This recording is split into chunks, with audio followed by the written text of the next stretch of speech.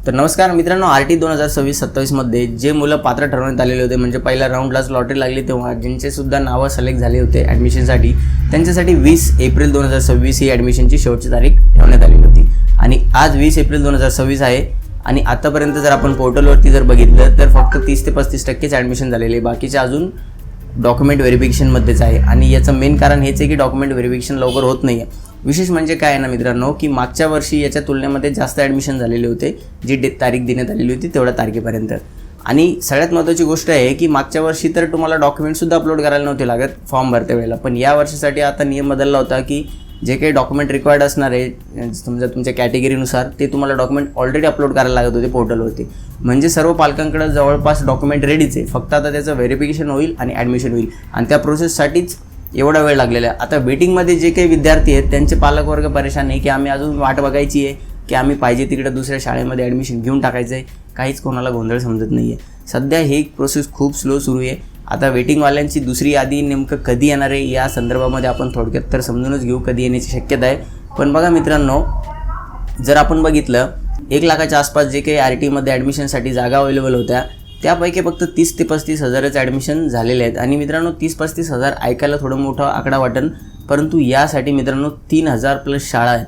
3000 plus शाळा मिळून 1 लाखाच्या आसपास विद्यार्थी आहेत ज्यांना ॲडमिशन द्यायचं आहे. तर म्हणजे एका शाळेचं जर ॲव्हरेज काढलं तर 30 ते 35 मुलं, काही ठिकाणी 50-60 जागा आहेत, काही ठिकाणी 20, 17, 15 असे सुद्धा आहेत. पण ॲव्हरेज काढलं तर 30 ते 35 ॲडमिशन व्हायला पाहिजे. आणि ते पूर्ण 10 दिवस मिळून 30 ते 35 ॲडमिशन झालेले नाही, म्हणजे 2 लोकांचं सुद्धा डॉक्युमेंट व्हेरिफिकेशन एका दिवसामध्ये केलं जात नाही आहे. आता वेटिंगवाल्यांचा नंबर लागेल का नाही हे जर आपल्याला समजून घ्यायचं असेल तर बघा, यावेळेला काय झालेलं आहे की तुमचे डॉक्युमेंट तुम्हाला फॉर्म भरतानाच अपलोड करायला लागत होते. म्हणजेच काय की जे पालकवर्ग आहे त्यांनी ऑलरेडी डॉक्युमेंट तयार केलेले आहेत आणि त्यानंतरच फॉर्म भरलेला आहे, म्हणजे त्यांच्या डॉक्युमेंटमध्ये चुका होण्याची शक्यता खूप कमी आहे. याआधी काय होत होतं की कोणी विचार करत होतं, म्हणजे फॉर्म भरणारे जे पालक आहेत ते विचार करत होते की एकदा फॉर्म भरू, जर नंबर लागला तर मग डॉक्युमेंट तयार करता येईल किंवा डॉक्युमेंट मग आपण बघू कोणतं डॉक्युमेंट लागतं काय लागतं, पहिले फॉर्म भरले जात होते आणि असं होत होतं.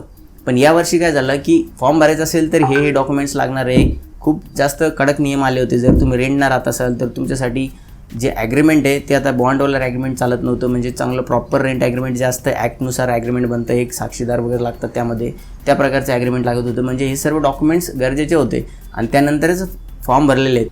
म्हणजे डॉक्युमेंट व्हेरिफिकेशनमधून ॲडमिशन जर रिजेक्ट होण्याची शक्यता आहे ती खूप कमी आहे. आणि बाकी दुसरं काही कारणही नसतं ॲडमिशन नाही होण्यासाठी. फक्त काही पालकांना जर जी सिलेक्ट झालेली शाळा आहे म्हणजे मिळालेली शाळा आहे ती जर नको असेल तर ॲडमिशन कॅन्सल होण्याची शक्यता आहे.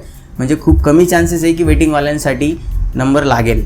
आता 20 तारखेपर्यंत तर ॲडमिशन फक्त 30 ते 35% झालेले आहेत, मग बाकीचे 70% ॲडमिशन कधी होणार आहे.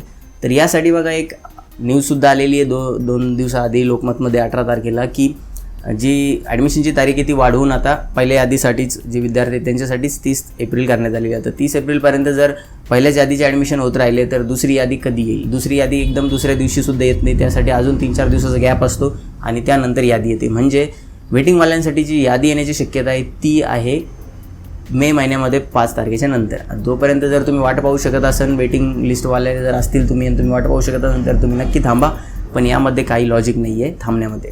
तर बघा, तुम्ही दुसऱ्या यादीसाठी थांबणार आहेत की नाही कमेंट बॉक्समध्ये नक्की सांगा. तुमचा वेटिंग लिस्टमध्ये कितवा नंबर आहे ते सुद्धा कमेंट बॉक्समध्ये सांगा. त्यावरून आपल्या लक्षात येईल की किती पालक असे आहेत जे वेटिंगमध्ये थांबायला तयार आहेत.